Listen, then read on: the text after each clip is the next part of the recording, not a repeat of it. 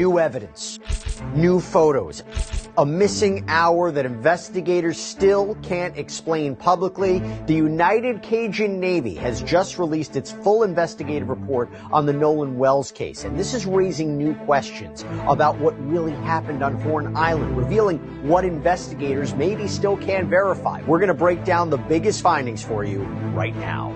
3:23 p.m. That's the last moment anyone can independently place Nolan Wells on Horn Island.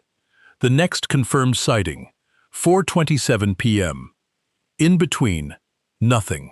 No verified photo, no verified video, no witness whose account has actually been checked against hard evidence.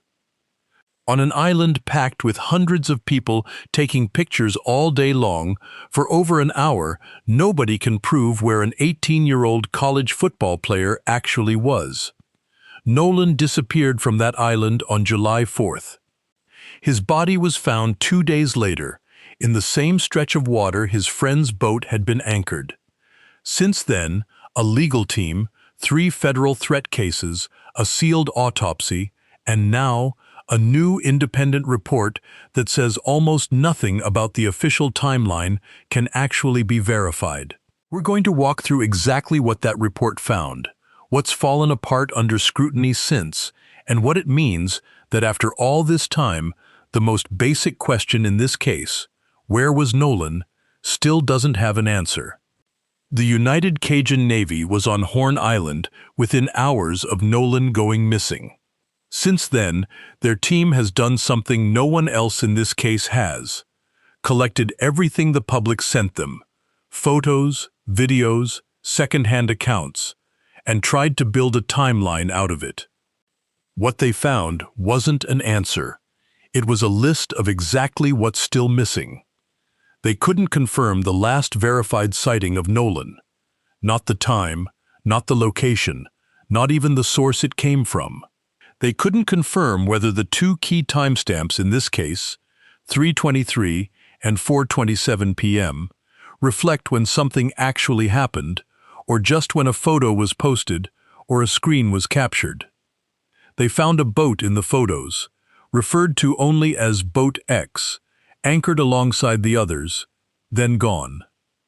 Nobody has identified who was on it, where it went, or when it left. They couldn't confirm the 4:31 p.m. departure time everyone has repeated for months, because it's based on recollection, not GPS data or any electronic record.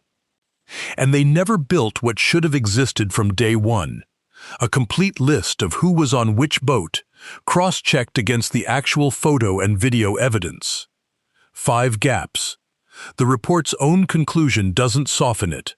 Until those 5 points are resolved, any claim about what Nolan was doing during that hour exceeds what the supplied evidence can support.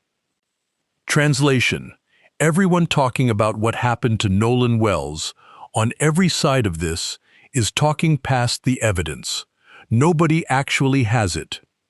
But 2 people have come forward with something closer to an actual answer than anyone else has offered, and they don't agree with each other.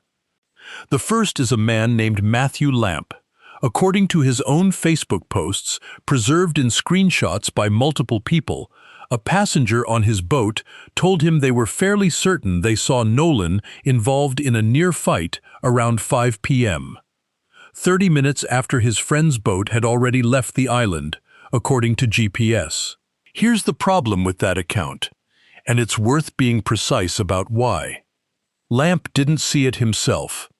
His passenger did, second-hand, in a crowd, on a holiday weekend, and then relayed it to Lamp, who posted it days later. That's not an eyewitness account. That's hearsay filtered through someone else's memory. And it gets weaker. Another woman, Melissa Thomas, responded directly to Lamp's post and said the person her group saw in that same altercation wasn't Nolan at all. It was someone else entirely, on a different boat. The Cajun Navy's own report classifies Lamp's statement as a low-confidence second-hand lead, not a verified event, and notes the timing has never been reconciled with the confirmed 4:31 p.m. departure. The second witness is a woman named Caitlin Brochard, and her account is built differently. She says she was anchored near the same cluster of boats Nolan's group had been near. She has a photograph to back it up. It appears in the Cajun Navy's report, showing 3 boats anchored side by side. And she says that when her own group finally left the area at 7:30 p.m., 3 full hours after Nolan's friends departed, Nolan was nowhere in sight.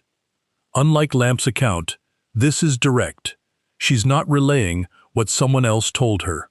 She was there, she says, the whole time, and she never saw him. If her photograph's timestamp and location can be verified, that's not gossip. That's the strongest lead anyone has offered in this entire case, because it stretches the unaccounted window from 65 minutes to a full 3 hours. There's one image at the center of all of this.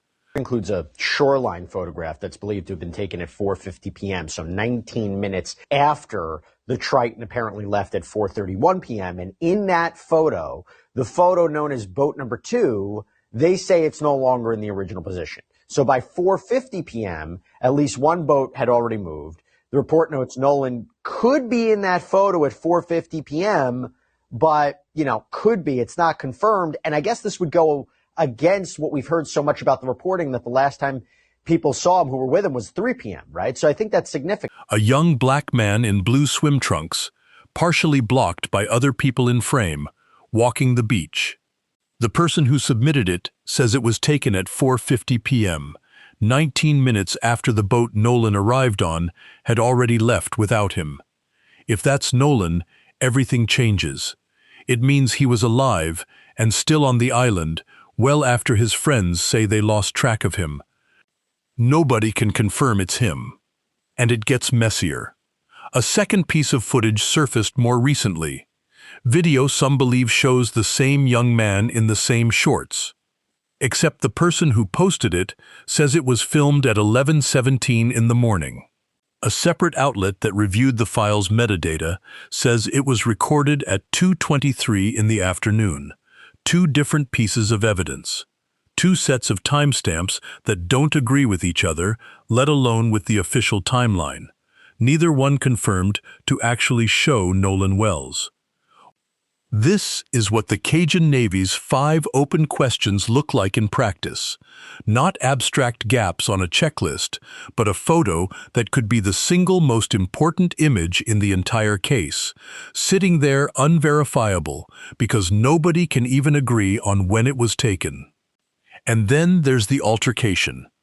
Attorney Ben Crump, representing the Wells family, was recently asked directly whether Nolan had gotten into some kind of physical fight before he disappeared. His answer wasn't a denial, and it wasn't a confirmation either. We have people who have said they believe Nolan was in some kind of altercation, but we need to verify that. Everything is speculation until we can verify it. And so that's what we got to do, verify stuff. It is alleged, but we have not verified that yet. That's exactly how this claim should be treated right now. Unverified, sourced to unnamed people, not yet confirmed by anyone with the evidence to prove it either way. But if it turns out to be true, it reframes something that's already in the record. The red discoloration noted on the back of Nolan's head during the independent autopsy his family commissioned. A detail that sat unexplained for months just picked up a possible new context. One that still needs proof before anyone treats it as fact. And notice where this rumor lives. Right inside that same 65-minute gap nobody can account for. Every new detail in this case keeps landing in the same dark stretch of time. For months, one explanation has anchored almost everything said about Nolan's final hours. That he chose to stay behind after meeting a young woman, planning to catch a ride back with someone else later. That explanation has just been challenged by someone whose word carries more weight than almost anyone else's in this case. Javon Williams says he was Nolan's closest friend, someone who'd known him for years, long before any of this happened. In an interview with CNN, He was asked directly whether it made sense that Nolan would separate from the group he arrived with. You tell me what you saw. Does anything seem strange to you about the difference that people are saying of how he was separated from the group?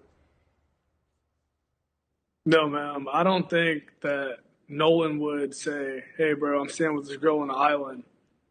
Y'all go ahead and go back without even bringing it, like not even asking to get his phone back. You know what I mean? I don't think that any of that. What makes you so sure about that? Because, I mean, obviously you've been with him. You've spent a lot of time with him. Did you know him to be someone to leave his phone or even say, you guys go without me? Never. I've never known Nolan to stay back while his friends leave. He's always been a guy where if he rode with you, he's going to come back with you. That's always how he's been every single time. You know, this friend of his, Trayston, also told ABC that that video people have been talking about that was said to show some sort of altercation, it did not involve Nolan. He says it was actually him yelling in the video and that you and a family member were holding him back because he'd been in a fight. Is that accurate? Yes, ma'am. We were calming Trayston down. In that video where he said, give me my effing phone back, it sounds like him. So I'm pretty sure that he was right on that. Williams was careful about what he was and wasn't claiming. He didn't say he witnessed the moment Nolan supposedly decided to stay. He didn't say he heard the conversation. What he offered was narrower than that, but harder to dismiss. Years of first-hand knowledge of how Nolan actually behaved, set against an explanation he says doesn't fit the person he knew. He's not alone in that read. Nolan's own father, Elmore Wansley, has said almost the same thing independently, describing a family rule Nolan was raised on. If you go somewhere with a group, you come back with that group. We didn't raise him like that. For him to not stay with the people that he came with, we taught him that, like, if you go with someone, you stay with them. You go with them, you leave with them. You don't go off. You don't split from the group chasing a girl. There's girls back where you at. There's girls everywhere. So she's not the only one. You can find another girl. So I constantly drilled in his head to always stay with the group. Always just be mindful of your surroundings. Elmore has said he cannot understand why his son would have broken that pattern that day, of all days. None of that proves what actually happened on Horn Island. Character observations aren't the same as eyewitness testimony, and people do sometimes act out of character, even in front of the people who know them best. But when a lifelong friend and a father, independently, both say the accepted story doesn't match the person they knew, that's not nothing. It's one more reason the 65 minutes at the center of this case still doesn't have a satisfying explanation attached to it. Nobody can say where Nolan was for those 65 minutes, but plenty of people are certain enough to start threatening total strangers over it. 2 arrests came first. A high-profile investigation. 3 people are facing federal charges in the Nolan Wells case. They're charged with threatening a judge, a witness, and local officials in the investigation of his death. Accused of threatening a judge whose stepson was on the boat with Nolan that day. Threats that referenced a bomb being mailed to her office. A woman accused of placing dozens of threatening calls to Mississippi state offices working the case. Now there's a third. Edward James Porter, of Illinois, charged with threatening to kill a witness and their family. And according to his attorney, Porter didn't stop there. He also threatened 2 family members of Bart Edmondson. Bart Edmondson didn't know Nolan. He wasn't on the boat. His entire connection to this case is that he towed a group of stranded teenagers back to shore that day as a favor to a neighbor. For that, his family is now getting death threats, and his attorney has had to send cease and desist letters over what he calls invented claims being spread online. 3 people criminally charged, 0 people charged in connection with Nolan's actual death. Sit with that gap for a second. The legal system has moved faster against the people spreading threats than it has against whoever is actually responsible for what happened to Nolan. Real answers are still locked in a sealed file, so people started inventing their own. Mississippi's Public Safety Commissioner, Shawn Tindell, had to publicly state that a toxicology report circulating online, one claiming to show Nolan's exact blood alcohol level, is fabricated. His words, Commissioner Shawn Tindell is clearing false reports. The commissioner took to social media to say, quote, the purported toxicology report from Nolan Wells is circulating through social media on various outlets is fraudulent. Nolan's family, friends, and most importantly, Nolan himself deserve better. Fraudsters, AI, and social media are a recipe for disaster. All they want you to do is click and share. Don't. I think it's one of the dangers that we face in the modern world where, evidence gets out into the public realm and can be, and I'm not saying this was manipulated, but audio can certainly be manipulated, pictures can be manipulated, video can be manipulated and rather easily. And so, I think it's something that we have to keep in mind these days. The real toxicology results exist. They're part of the completed state autopsy, finished weeks ago, sealed, waiting on a grand jury before any of it becomes public. In that silence, the drinking question has turned into its own dispute. An internal Marine Resources report described Nolan's alcohol intake that day as heavy. Nolan's mother has pushed back publicly, citing a football coach who says he spoke with Nolan between 2:45 and 3:30 p.m.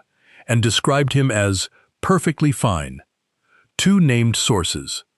Two contradicting accounts, and the one document that could actually settle it is sitting in a sealed file, waiting for a grand jury date nobody's announced yet. The same silence that created the missing hour is what let a fake report take its place. If you want to understand what it's actually cost this family to keep asking questions, look at what happened to Christine Wansley. She's a nurse, no disciplinary history, ever, in her career.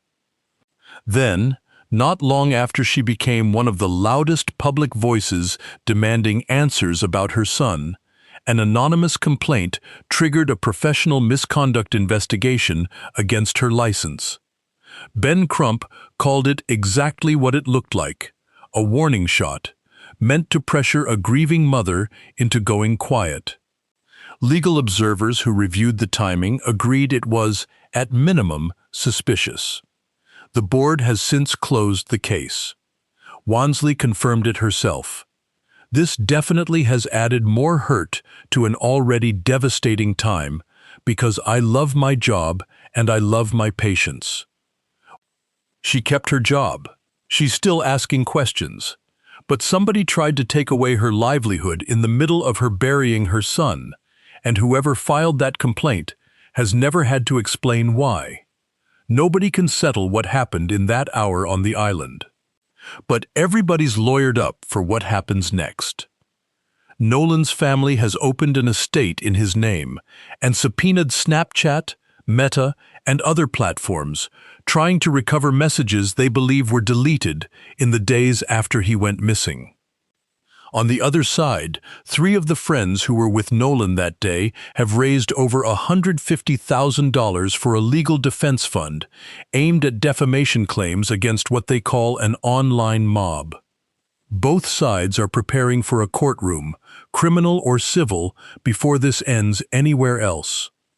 And both know that everything said publicly right now could end up read back to them under oath. No one has been charged with anything related to Nolan's death, not yet. Everyone named in this video who has not been formally charged is presumed innocent, unless and until proven otherwise in a court of law. Nothing here is an accusation against any specific person. Strip away the threats, the lawsuits, the disputed photos, and the sealed files, and the case comes back to the same 65 minutes it started with. Nobody can prove where Nolan Wells was. Nobody can prove what happened to him in that window. But one thing is coming that will change that. At some point, a grand jury date gets set. When it does, that sealed autopsy, the toxicology, the finding on the back of his head, everything Mississippi has been sitting on for months, becomes public. And every account we've covered tonight, every claim, from every side, gets measured against it for the first time. That's the day this case stops being rumor and starts being record. Nobody knows when it's coming, but it is coming. Before any of this, Nolan Wells was getting ready for his sophomore football season. He was somebody's son, somebody's brother, and by every account from people who actually knew him, somebody who still had a whole life in front of him. If you know anything about what happened on Horn Island that day, the tip lines are still open and they still matter. If you want to be here when that grand jury date finally lands, subscribe. We'll be covering it the moment it happens.